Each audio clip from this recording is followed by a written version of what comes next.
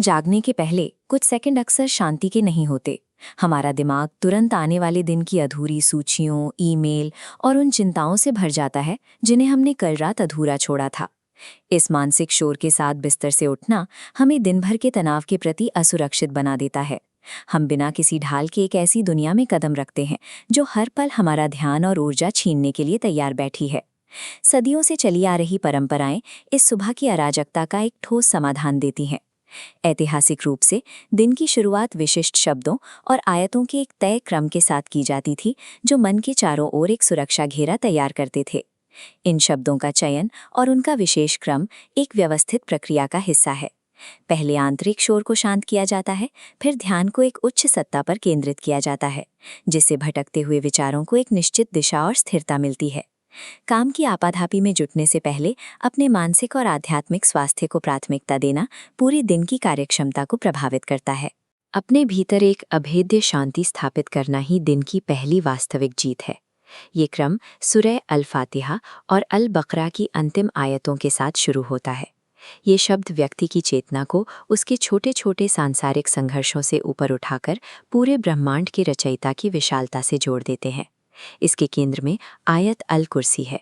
ये आयत ईश्वर की असीमित शक्ति और उसकी निरंतर उपस्थिति का वर्णन करती है, जो सीमाओं से परे है।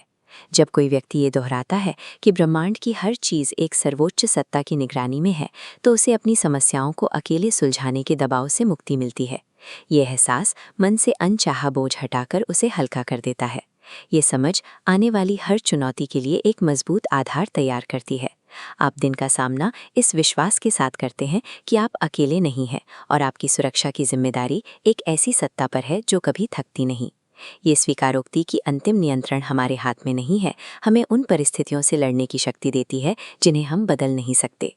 मुख्य नींव रखने के बाद ये प्रक्रिया रक्षा के अगले स्तर पर पहुंचती है, जहां 3 कुल अध्यायों का पाठ किया जाता है। ये आयतें मन के चारों ओर अवरोधक परतें बनाती हैं। सूरह अल-इखलास इरादों को साफ रखती है, जबकि सूरह अल-फलक बाहरी दुनिया के उन अदृश्य नकारात्मक प्रभावों और ईर्ष्या की ऊर्जा को रोकती है जो हमारे काम में बाधा बन सकते हैं। वहीं सूरह अन्नास सबसे भीतरी परत का काम करती है। ये हमें वसवसा से बचाती है, यानी वे जहरीले विचार और आत्मसंदेह जो हमारे अपने ही भीतर से उठकर हमें कमज़ोर करने की कोशिश करते हैं। बाहरी नकारात्मकता और आंतरिक संशय के खिलाफ ये सुरक्षा व्यक्ति को सामाजिक मेलजोल और व्यक्तिगत मानसिक संघर्षों दोनों के लिए तैयार करती है। हमारे दिन की सबसे बड़ी रुकावटें अक्सर अदृश्य होती हैं। ये आयतें उन्हीं सूक्ष्म प्रभावों को लक्षित करती हैं, जिससे एक सुरक्षित और स्पष्ट मानसिक वातावरण निर्मित होता है। ये दिनचर्या केवल विचारों तक सीमित नहीं रहती, बल्कि इसमें शरीर के स्वास्थ्य के लिए भी विशेष दुआएं शामिल हैं। अल्लाहुम्मा आफिनी फ़ी बदनी जैसे शब्दों के माध्यम से व्यक्ति सीधे अपने शारीरिक कल्याण की प्रार्थना करता है।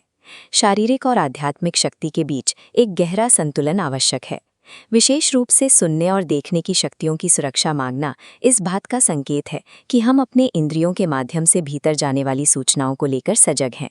यहाँ सुरक्षा का दायरा और व्यापक हो जाता है, जहाँ आलस्य, कर्ज की चिंताओं और दूसरों के अनावश्यक दबाव से बचने के लिए भी मार्गदर्शन मांगा जाता है।